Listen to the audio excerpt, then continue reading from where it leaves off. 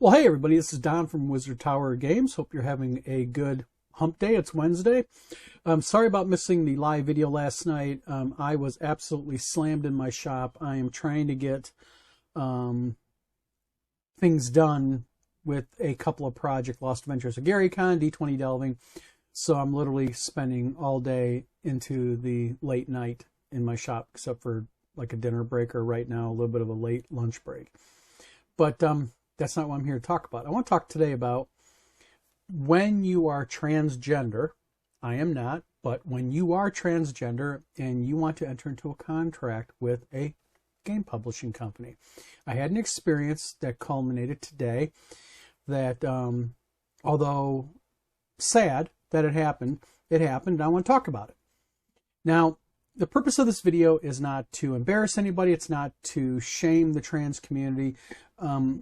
I'm going to talk about the law, and I'm going to talk about, sadly, some of the things that if you are transgender and you no longer use your dead name, that you have to understand about when you come into contracts with publishing companies. I'm going to pick on publishing companies because I own one. Excuse me. I had an individual reach out to me about 3 weeks ago. They saw that Paulie, Kid, and me were working together. They were very excited. They reached out to me. They said, hey, I have a module. I'd love to submit it to you and have you publish it for me. I said, sure, I'd be happy to take a look at it. This individual sent me the module. I took a little bit of time, took a look at it, and messaged them on Sunday and said, hey, I would love to meet up with you on a video chat sometime this week, and let's talk. I'd love to publish your module. They were very happy about it. This morning we had met on video, and this individual is transgender. And during the course of discussing things, I said I need to prepare a contract, and they were very open to that. And I said, what is your legal name? And they said that, well, my name is so-and-so. I don't use my dead name anymore. And you have to understand something, that when a publisher or someone that you're entering into a contract with asks you a line of questioning like, you know, I understand you have a name that you don't utilize anymore, but is that your legal name? In other words, the name that you legally operate under as an entity, as a human being. It's on your driver's license and such. We're not doing that because we're trying to embarrass you. We're not trying to bring up anything uncomfortable. It's a legality that has to be followed. And this individual said that I don't go by my legal name anymore. I go by so-and-so. And they use the term my legal name. And I said, I'm not trying to be rude to you, but in order to prepare a contract, I have to use your legal name. I can't, if your current name that you are using is not your legal name, then I cannot enter into a contract with you in that name.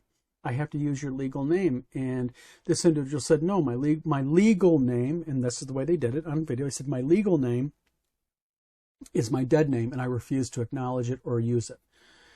And I explained to him, sorry, then I can't enter into an agreement with you. And they got extremely angry with me. They got very, very angry with me, as a matter of fact. And they said some unpleasant things, and the video call ended. Now, I have no regrets of the way that I handled that interview and discussion with that individual.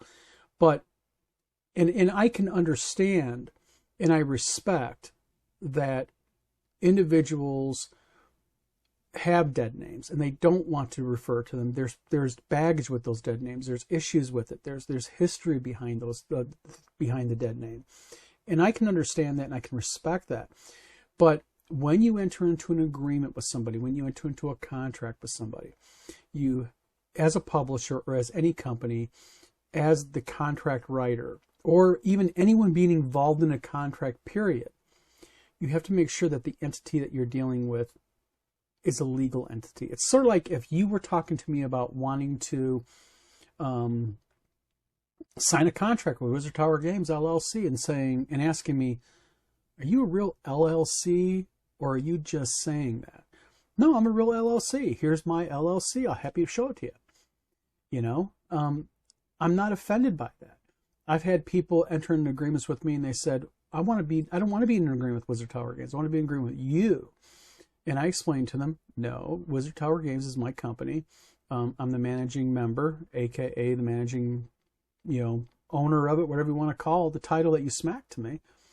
But at the end of the day, your contract is with Wizard Tower Games LLC. And just like when I engage with you, and I'll pick on Eric Tenkar as an example, because Eric goes by Eric Tenkar online from Tenkar's Tavern. And the reason I'm discussing Eric here is because Eric has very openly talked about his real name.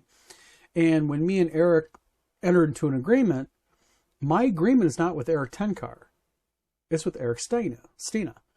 And the reason why that is again, you have to understand the way contract law works, is you have to be dealing with the individual, the entity, or the person that can legally represent said entity. Like as an example, my wife cannot enter into a contract with you as a signer, okay, for Wizard Tower Games LLC, because I'm a sole member LLC. I have to be the one to sign the contract on behalf of Wizard Tower.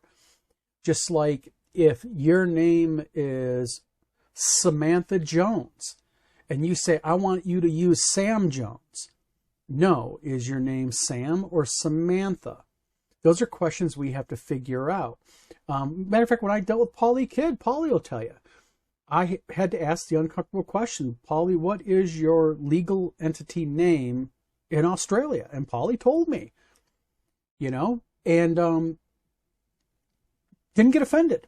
Paulie's been in the business for quite a while, and she knows how the deal is. And hopefully she'll watch this video and maybe make a comment or two on it and what her opinion is. I welcome all comments here. But contract law is very picky law. It's one of those parts of the law that it's truly black and white. You have to be very careful with contract law. Like I can't sign my name Don Samora. I have to sign it Donald Samora. Why? Because on my LLC I have listed Donald Samora. And so there's lots of nuances, but I really wanted to talk about when dealing with transgender individuals in this video, because like I said, I was not trying to upset her earlier today. It was not my intent. It was a question I had to ask. She acknowledged that her legal entity name was in fact her dead name.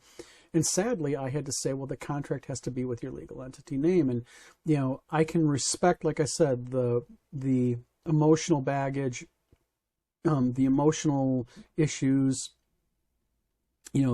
Sometimes very horrible things happen on people's dead names, and it is painful. But in your state, when any corporation or company is dealing with an individual, we have to deal with your legal name. And so uncomfortable questions have to be asked of some people.